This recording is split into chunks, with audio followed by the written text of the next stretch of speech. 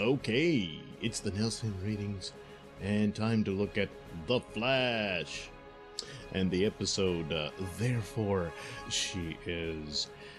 Well, again, the strength of the Flash show is the performances of the cast and their abilities to make those characters of interest to you and to like them and what have you.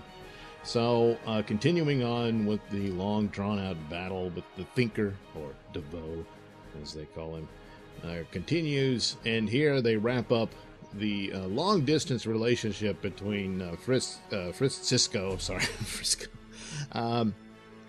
the Vibe, and Gypsy, which, of course, concluded the only way it could.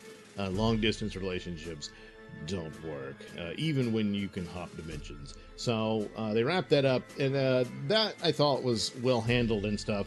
My hope is they do the logical thing, and Vibe and Caitlin should get together. Now listen. This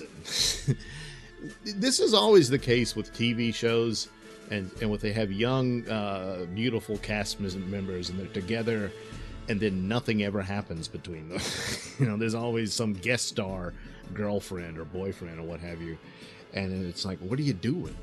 And it's like when the Friends TV series was on, you only had Rachel and Ross, and then finally Chandler, and they took a while for them to get there, which not Rachel and Ross, Monica, well, I forget the names. I think I'm talking about the sister, but you know what I mean. And it was obvious, there they were, young, attractive people, talking about dating all the time and how hard it was, and yet they lived across from each other, and what? Come on! Something was bound to happen. So here you have these guys working closely together. They understand each other. They both have superpowers, and they've had to deal with that, and they all this stuff, and they've suffered losses together, and that's gonna bring you together. And so to me, that would be the logical step. Whether or not that'll happen, I'm dubious, but it would make sense. So anyway, that was kind of the main thing of the show about what it developed here. And of course, DeVoe and what have you, and I'll get to that. The Harrison Wells problem continues, and yet Joe's girlfriend, who can read minds now, is helping him maintain his intelligence because she can read the thoughts as they fade, which he can't keep them in his head because of the brain damage he did to himself. And that's all interesting, and it explores the capabilities of the powers, and I'm not sure if that's leading to where he's going to be dependent on her. And then I wonder, well, will there be a soap opera there too? And well, we'll see, because that would be difficult, because they're all friends and everything. And Joe trusts him to take care of his fiancée. Again, I don't think they got married yet. I can't remember. Did they? You would think I would know that. It's embarrassing. But they're expecting and everything. So anyway, there could be an interesting, troublesome thing, just relationship-wise, rather than there's superpowers involved, what have you. So anyway, DeVoe, the weak part here that I found was that obviously DeVoe's wife, there were hints of her going to turn on him eventually, and they show the history of their relationship and how she initially was horrified by him, and then she has this terrible incident where she's helping some third world country, and then some revolutionaries, whatever, attack her camp and all that, and she decides, well, humanity is terrible and need to get, be throttled or what have you. That DeVoe's master plan of turning everybody into docile idiots, apparently, with him in charge. And so she decided she's on board with him now, and that's what they've been planning all along. But all through, there were steps where she's like, my God, this has gotten too far, and all that sort of stuff. But all the while, that was more about her and her relationship with him, not anyone else. She didn't seem to give a damn about any of the people that he was murdering in order to steal their powers. Now, all of a sudden, she was like, no, don't do it. Don't kill him. There was a guard, and he killed that guy.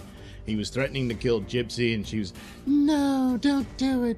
Stop it. I won't watch you kill again, and all that. And where does this come from? It's just suddenly slapped on there. So yes, it makes sense that she feels he's a monster and she's disgusted by it and she's threatened and whatnot. But it was a selfish thing on her part because she didn't have a problem with all the people he killed all that time. So now all of a sudden she cares about complete strangers. Not buying it, counselor. So yeah, that's a bit of a problem there, and it kind of throws a little wrench in the works with the show that's fairly sound and solid. You get some good performances and all that I enjoy about Flash, which maintains it as the best of the CW shows, or CW superhero shows. And so it's too bad, but that results in a 3.5 or just now 3 out of 5 stars. All right. Of course, again, measuring the metrics of this season where they had the bomb episode, which was the high point of this season, and you got to go a lot to top that one. And they almost did with the sad end of Elongated Man and how it devastated the Flash. But there's things here and there that takes away from a certain episodes and what have you. And this one, even if the handling of the development of DeVoe's wife turning on him would have been handled better, this still probably would not have been a show that I would find would be a worthy of 5 stars. But here, that one was a bit of a drop here for me, so that's why I'm giving it 3 out of 5 stars. But again, still the best superhero show on the CW, The Flash. So there you go. Thank you for watching and listening, and do check out the links below for my mini stores that have plenty of goodies for you.